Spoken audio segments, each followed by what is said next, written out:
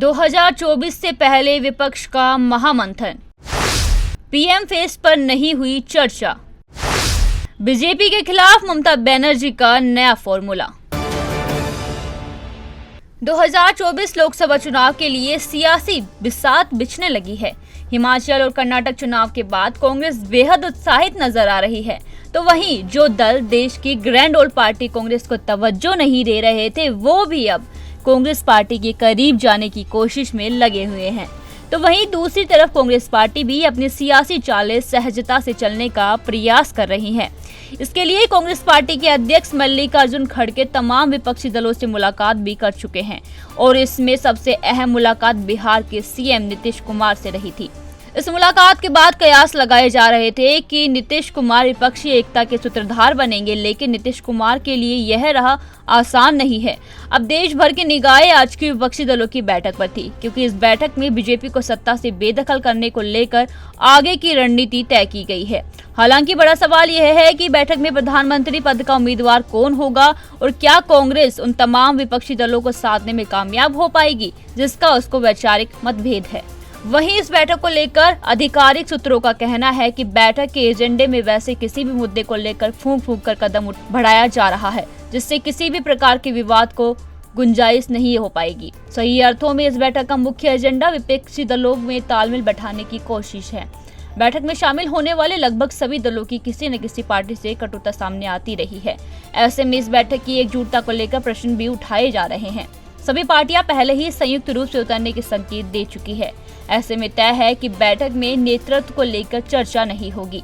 सुगबुगाहट है कि 2024 के लोकसभा चुनावों में 450 सीटों पर विपक्ष 1:1 फॉर्मूले से बीजेपी को चुनौती देगी, यानी बीजेपी कैंडिडेट के खिलाफ विपक्ष की ओर से सिर्फ एक कैंडिडेट उतारा जाएगा। हालांकि इस फॉर्मूले की सबसे बड़ी चुनौती है सीटों का बंटवारा, यानी कितनी सीटों पर किस पार्टी का कैंडिडेट लड़ेगा।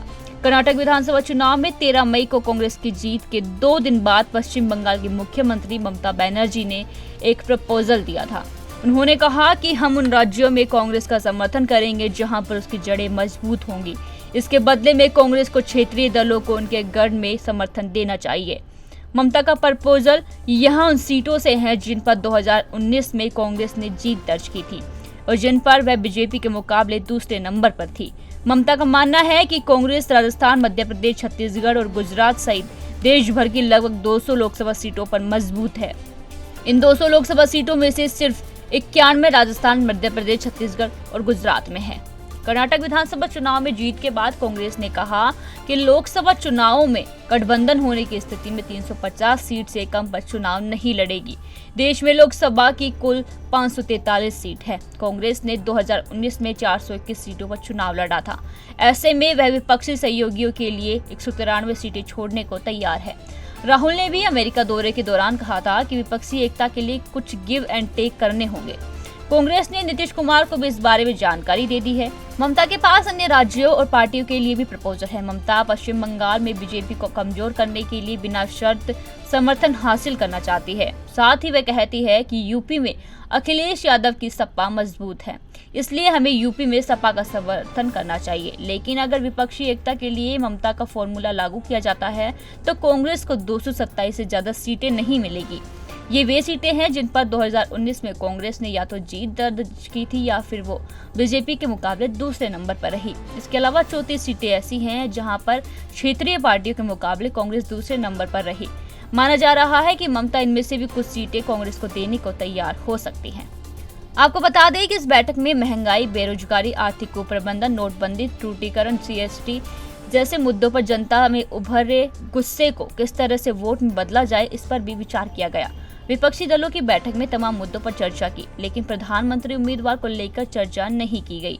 ऐसे में अब सवाल उठता है कि क्या कांग्रेस पार्टी ममता बनर्जी के फॉर्मूले पर राजी होगी। और यह देखना भी दिलचस्प होगा कि पटना में आयोजित की गई विपक्षी दलों की बैठक से क्या निष्कर्ष निकलता है और क्या तमाम विपक्षी दल एक साथ खड़े होकर बीजेपी को चुनौती दे पाएंगे। अब यह तो चुनाव के परिणाम पर ही डिपेंड करता है। फिलहाल के लिए इतना ही। देखते रहिए नवतेज टीवी। देश और दुनिया की हर बड़ी खबर के लिए सब्सक्राइब करें नवतेज टीवी और पल पल के अपडेट्स के लिए बेल आइकन को दबाना ना भूलें, क्योंकि आपकी खबरों का भरोसेमंद साथी है नवतेज टीवी।